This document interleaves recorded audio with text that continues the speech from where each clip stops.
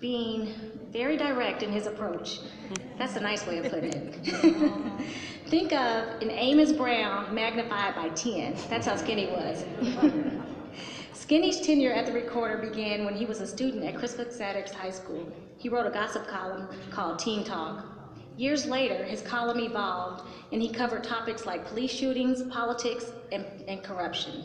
Skinny was highly respected in the community, and he had close ties with city leaders as well as people he liked to call common folks.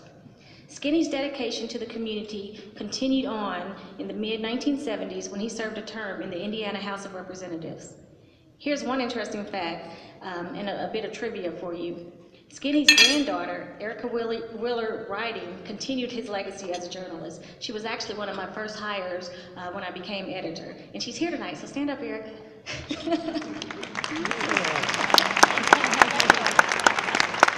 You see the Skinny name kind of follows through generation to generation. Here to accept the honor on behalf of the Alexander family is Skinny's son, William Alexander Jr.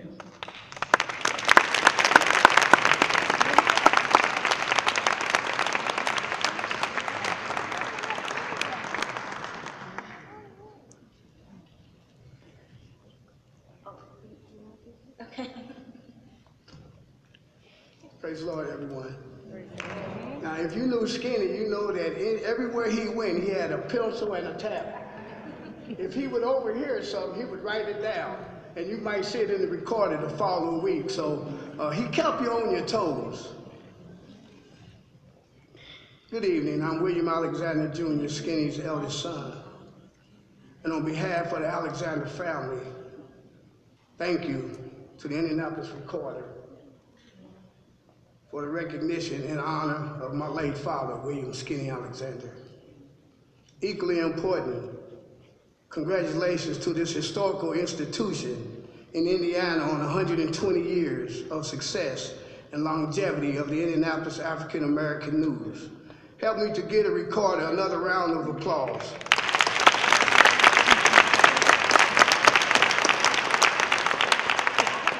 About Skinny, I can tell you some personal stories, but one of the things he would do is he would sit down and go over what he wanted to talk about, not with himself, but with other people. So this is something we came up with the family, because it's not just about me or the Alexander family, it's about 120 years of the Recorder in our community, amen?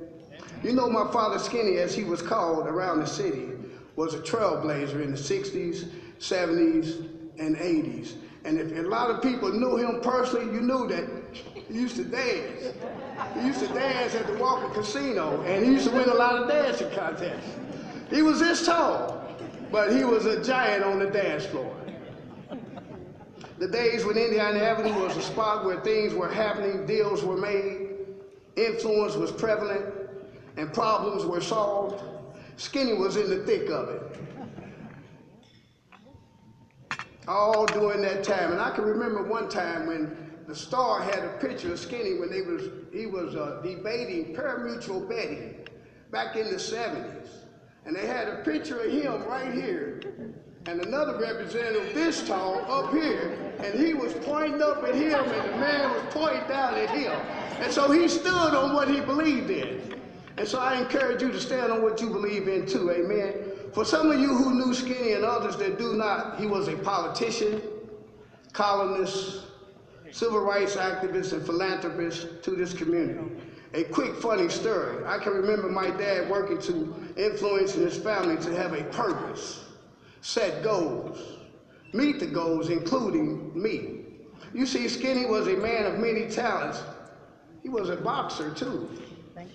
Any of you that remember him, I don't know if you remember him boxing, but he was in the Golden Gloves. He won a couple of rounds, and he was fortunate enough to get on TV. Now, I want to say this personally, that he said, son, I want you to grow up and be just like me. Now, this is something that I can say I didn't want to be like, because when he got on TV and he was boxing, man, he was in there, and he won the first round, and he did good the second round. But that third round, blam, he got knocked out. I said, Dad, if you want me to grow up and be like you, I don't want to get in no boxing ring and get knocked out. And so, you know, that's just something I can remember about my dad, some stories people have told me about him. And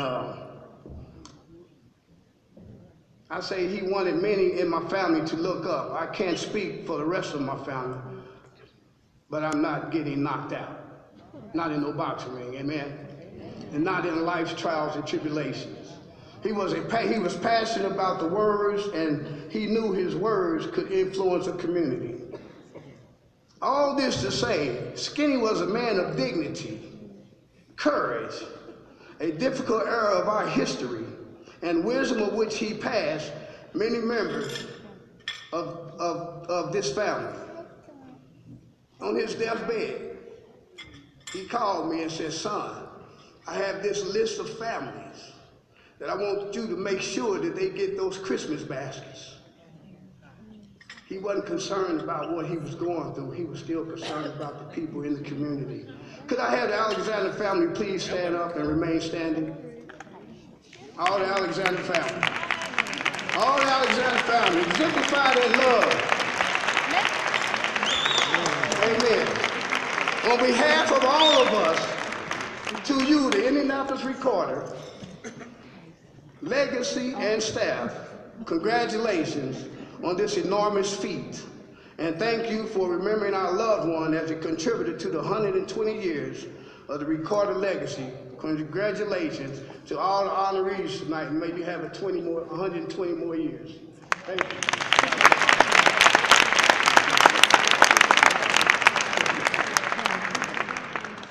Thank you for that very passionate speech. I appreciate it.